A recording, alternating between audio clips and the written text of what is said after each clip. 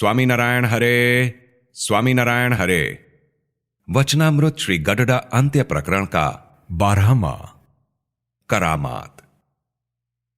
संवत 1884 में आषाढ़ कृष्णाष्टमी 16 जुलाई 1827 को स्वामी श्री सहजानंद जी महाराज श्री गडडा स्थित दादा खाचर के राजभवन में अपने निवास स्थान के ऊपरी मंजिल पर झरोके में विराजमान थे।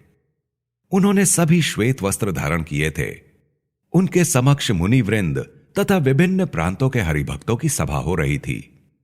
उस समय श्रीजी महाराज ने अपने भक्तजनों को शिक्षा देने के उद्देश्य से यह वार्ता की कि जो भक्त आत्म कल्याण की इच्छा रखता है उसे किसी भी प्रकार का अभिमान नहीं करना चाहिए कि मैंने उच्च कुल में जन्म लिया है, या मैं धनाढ्य हूं, अथवा रूपवान हूं, या पंडित हूं।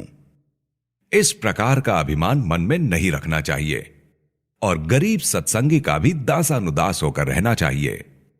और जो पुरुष भगवान के भक्त में दोष देखता हो वह कदाचित स्वयं को सत्संगी भक्त कहलाता हो, परंतु उसे हड़काए कुत्ते के समान समझना चाहिए।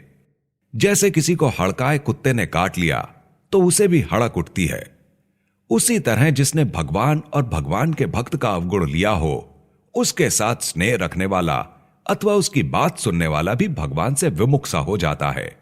और जैसे क्षय रोग किसी भी औषधि से नहीं मिट पाता, वैसे ही जिसे भगवान तथा भगवान के भक्त में अवगुण मान लिया हो उसके हृदय से आसुरी बुद्धि कभी भी नहीं मिट सकती।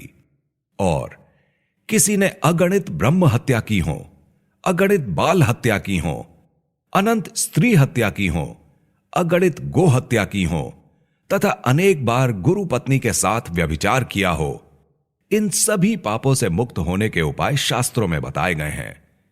किंतु भगवान तथा भगवान के भक्त के प्रति अवगुण देखने वाले के लिए उस पाप से छुटकारा पाने का उपाय किसी भी शास्त्र में नहीं बताया गया है। यद्यपि विषपान करने अथवा समुद्र में गिरने या पर्वत पर से गिर जाने अथवा किसी राक्षस द्वारा खा लिए जाने से मनुष्य को केवल एक ही बार मरना पड़ता है, परंतु भगवान तथा भगवान के भक्त का द्रोही होने पर उसे अनंत कोटि कल्पों तक मरना और जन्म लेना पड़ता है। और यद्यपि रोगग्रस्त होने से शरीर छूट जाए अथवा किसी शत्रु द्वारा देह का नाश कर दिया जाए, परंतु आत्मा का नाश नहीं होता। परंतु भगवान और भगवान के भक्त के द्रोही का तो जीव ही नष्ट हो जाता है। तब कोई कहेगा कि आत्मा का नाश भला कैसे होता होगा? तो जैसे हिजड़े को ना तो पुरुष कहा जाता है और ना ही उसे स्त्री ही समझा जाता है, वह तो केवल नपुंसक कहलाता है।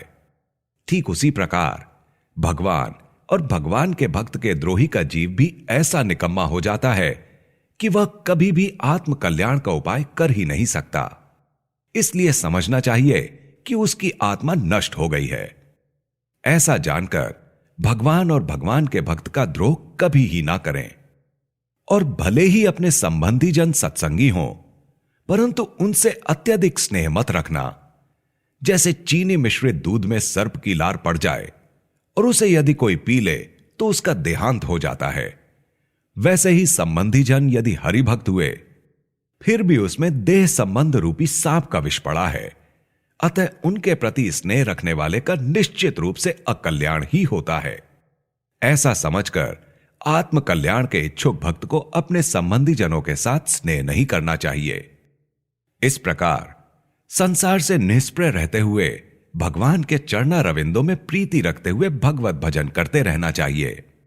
जो भक्त हमारी इस वार्ता को हृदयस्थ कर लेता है उसके कल्याण मार्ग में किसी भी प्रकार का विघ्न बाधक नहीं बन पाता। वास्तव में यह वार्ता तो करामात जैसी है। इतना कहकर श्रीजी महाराज ने वार्ता की समाप्ति की। इति वचनामृतम। इस प्रकार से श्री गडडा अंत्य प्रकरण का 12वां वचनामृत पूर्ण हुआ।